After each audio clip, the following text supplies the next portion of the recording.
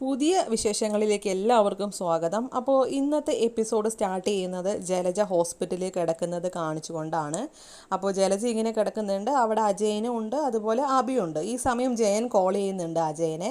എന്നിട്ട് കാര്യങ്ങളൊക്കെ അന്വേഷിക്കുന്നു. അപ്പോൾ പറയുന്നുണ്ട് വിഷം അധികം ശരീരത്തിൽ വ്യാപിച്ചിട്ടില്ല, അതുമാത്രമല്ല എത്രയും പെട്ടെന്ന് തന്നെ വന്നതുകൊണ്ട് തന്നെ വലിയ കുഴപ്പമൊന്നുമില്ലെന്നാണ് ഡോക്ടർ പറഞ്ഞത് എന്നുള്ള കാര്യങ്ങളൊക്കെ സംസാരിക്കുന്നുണ്ട് കേട്ടോ. അപ്പോൾ വീണ്ടും അവർക്ക് ഈ പാമ്പിൻ്റെ ഒരു സംശയം വരുന്നുണ്ട്, ആരായിരിക്കും അവിടെ പാമ്പിനെ ഇങ്ങോട്ട് കൊണ്ടിട്ടത് എന്നുള്ള കാര്യങ്ങൾ ജയനും അജയനും ഫോണിൽ ഇങ്ങനെ സംസാരിക്കുന്നുണ്ട്. അപ്പോൾ അവിടെ നിന്ന് പറയുന്നുണ്ട് ജയനാണെങ്കിൽ അജയനോട്, ഇവിടെ എല്ലാവർക്കും സംശയം അവരുടെ മോൻ തന്നെ അവിടെ ഇട്ടിട്ടുണ്ടാവും എന്നാണ് സംശയം എന്ന് പറയുന്നുണ്ട് കേട്ടോ. അതായത് ജലജയുടെ മകനായിട്ടുള്ള അബി അത് ചെയ്തത് അവർ രണ്ടുപേരും തന്നെ ആയിരിക്കും എന്നുള്ള രീതിക്കുള്ള സംസാരങ്ങളും കാര്യങ്ങളൊക്കെയാണ്. അപ്പോൾ അത് കഴിഞ്ഞ് കോൾ വെച്ചതിന് ശേഷം അബിയോട് ഇങ്ങനെ ഒരു സംശയമുള്ള രീതിക്കൊക്കെ സംസാരിക്കുന്നുണ്ട് അജയൻ. അപ്പോൾ അബി പറയുന്നുണ്ട്, അമ്മാവ എന്തിങ്ങനെയൊക്കെ പറയുന്നത്, ഞാൻ അങ്ങനെ ചെയ്യുന്നു തോന്നുന്നുണ്ടോ എന്നൊക്കെ ഇങ്ങനെ പറയുന്നുണ്ട്. അപ്പോൾ അജയൻ പറയുന്നുണ്ട്, അല്ലെങ്കിൽ നിങ്ങൾക്ക് കൊള്ളാം എന്ന് പറഞ്ഞ് അവിടുന്ന് ഇറങ്ങുകയാണ് കേട്ടോ. എന്തായാലും കുഴപ്പമൊന്നുമില്ലല്ലോ എന്നല്ല ഡോക്ടർ പറഞ്ഞത്, ഞാൻ പോകുന്നു എന്ന് പറഞ്ഞ് അജയൻ അവിടുന്ന് പോകുകയാണ്. അത് കഴിഞ്ഞ് നമ്മുടെ ജലജയും അബിയും സംസാരിക്കുന്നുണ്ട്. അപ്പോൾ ജലജ പറയുന്നുണ്ട്, എല്ലാം നിൻ്റെ ഓരോ പൊട്ടത്തരം കാണിച്ചിട്ട് നോയിക്കോ, നീ പെട്ട് കഴിഞ്ഞാൽ പിന്നെ നന്ദ തന്നെ നിന്നെ വന്ന് അറസ്റ്റ് ചെയ്യൂ എന്നൊക്കെ പറയുന്നുണ്ട്. അപ്പോൾ അത് കഴിഞ്ഞിട്ട് അതല്ല നീ എന്താ അനഘയെ കാണാൻ പോയി എന്നുള്ള കാര്യമൊക്കെ ജലജ ചോദിക്കുന്നുണ്ട്. അപ്പോൾ നമ്മുടെ അഭിയാണെങ്കിൽ പറയുന്നുണ്ട്, അത് ഞാൻ എല്ലാ കാര്യങ്ങളൊന്നും അന്വേഷിക്കാൻ വേണ്ടി പോയതാണ് എന്നൊക്കെ പറയുന്നുണ്ട്. ആ സമയം ജലജ പറയുന്നുണ്ട്, നീ എന്തിനു പോകേണ്ട ആവശ്യം, ആദർശ് പൊക്കോളൂല്ലോ എന്നൊക്കെ ഇങ്ങനെ പറയുന്നുണ്ട്. ഇനിയിപ്പോൾ നീ എങ്ങാനാണ് ആ കുഞ്ഞിൻ്റെ അച്ഛൻ എന്നൊക്കെ ഇങ്ങനെ ഒരു ആക്കുന്ന രീതിക്ക് ചോദിക്കുന്നുണ്ട്. ജലജയ്ക്ക് സത്യങ്ങൾ അറിയില്ലല്ലോ, പക്ഷേ അത് അബിക്ക് നല്ല രീതിക്ക് കൊള്ളുന്നുണ്ട് കേട്ടോ. അപ്പോൾ അബി പറയുന്നുണ്ട്, എന്തോ അവൾ ചിലപ്പോൾ വീട്ടിലേക്ക് വരാനാണ് ചാൻസ്, അനഘ അങ്ങനത്തെ കാര്യങ്ങൾ ഇനിയിപ്പോൾ ശരിയായി കഴിഞ്ഞാൽ വീട്ടിലേക്ക് വരും, പിന്നെ നയനയുടെയും അനഘയുടെയും നടുവിൽ കിടന്ന് എനിക്ക് മതിയാകും, രണ്ടുപേരുടെയും പ്രശ്നം തീർക്കണ്ടേ എന്നുള്ള രീതിക്ക് സംസാരിക്കുമ്പോൾ ജലജ പറയുന്നുണ്ട്, നീ എന്തൊരു പൊട്ടനാടാ, അവൾ വീട്ടിൽ വന്നു കഴിഞ്ഞാൽ പിന്നെ നമുക്ക് അത് ഗുണമല്ലേ ഉള്ളൂ, അവർ നയനയും അതുപോലെ തന്നെ ഈ അനഘയും കിടന്ന് ആദർശിനെ വട്ടം കറക്കുന്നത് കാണാലോ എന്നൊക്കെ ഇങ്ങനെ പറയുന്നുണ്ട്. ഇനി എൻ്റെ പ്രാർത്ഥന അനഘ എത്രയും പെട്ടെന്ന് വീട്ടിലേക്ക് വരണം എന്നാണ് എന്നൊക്കെ ഇങ്ങനെ ജലജ പറയുന്നുണ്ട്.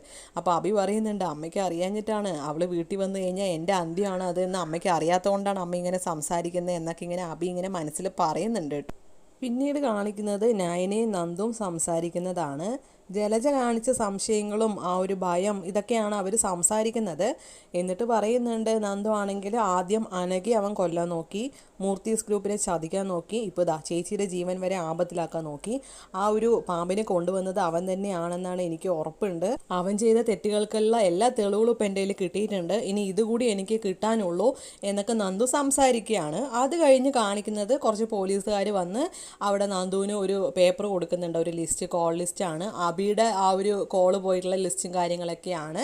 എന്നിട്ട് പിന്നെ അതിൽ ഏറ്റവും കൂടുതൽ പോയിരിക്കുന്ന നമ്പർ ഏതാണെന്ന് വെച്ച് അത് വിളിച്ച് സംസാരിക്കുന്നുണ്ട്. എന്നിട്ട് അവനെ എത്രയും പെട്ടെന്ന് എൻ്റെ അടുത്തേക്ക് എത്തിക്കണം എന്നൊക്കെ നന്ദു അവരോട് പറയുകയാണ് ചെയ്യുന്നത്. പിന്നീട് കാണിക്കുന്നത് നന്ദു ആ ഒരു ത്യാഗരാജനായിട്ട് സംസാരിക്കുന്നതാണ്. അവിടെ പാമ്പ് കൊണ്ടുപോയിട്ട് ഇട്ട ആ ഒരു ആളുണ്ടല്ലോ അബിക്ക് കൊടുത്തത്, ആ ഒരു വ്യക്തിയെ നന്ദു കണ്ടുപിടിക്കുന്നുണ്ട്. എന്നിട്ട് സംസാരിച്ചിട്ട് പറയുന്നുണ്ട്, ഇപ്പം നിനക്കൊരു അവസരമാണ്, നീ സത്യം പറഞ്ഞു കഴിഞ്ഞാൽ നിന്നെ ഞാൻ മാപ്പ് സാക്ഷി എന്തെങ്കിലും ആക്കാം, പക്ഷേ അങ്ങോട്ട് ജയിലിൽ കൊണ്ടുപോയിട്ട് പെരുമാറിയ പിന്നെ പറയണ്ടല്ലോ, നിന്നെ ഞാൻ ചതച്ച് ശരിയാക്കും എന്നൊക്കെ ഇങ്ങനെ പറഞ്ഞ് ഭീഷണിപ്പെടുത്തുമ്പോൾ അയാൾ സത്യങ്ങളൊക്കെ പറയുന്നുണ്ട്. എനിക്കറിയില്ല, ഞാൻ പാമ്പിനെ കൊണ്ടുപോയി കൊടുത്തിട്ടേ ഉള്ളൂ, അത് ആരെ കടുപ്പിക്കാനാണ് എന്നുള്ള കാര്യങ്ങളൊന്നും അറിയില്ല, ഞാൻ ആ ഒരു പൂക്കൂടയിൽ വെച്ചിട്ട് അബിയുടെ കയ്യിൽ കൊടുത്തു എന്നുള്ള കാര്യങ്ങളൊക്കെ ആ ഒരു പാമ്പാട്ടി പറയുന്നുണ്ട്. അങ്ങനെ ആ ഒരു സത്യം പുറത്ത് വന്നിരിക്കുകയാണ്, അബിയാണ് ഇതെല്ലാം ചെയ്തത് എന്നുള്ള എല്ലാ സത്യവും പുറത്ത് വന്നിരിക്കുകയാണ്. പിന്നീട് കാണിക്കുന്നത് ജലജ ഡിസ്ചാർജായി വരുന്നതാണ്.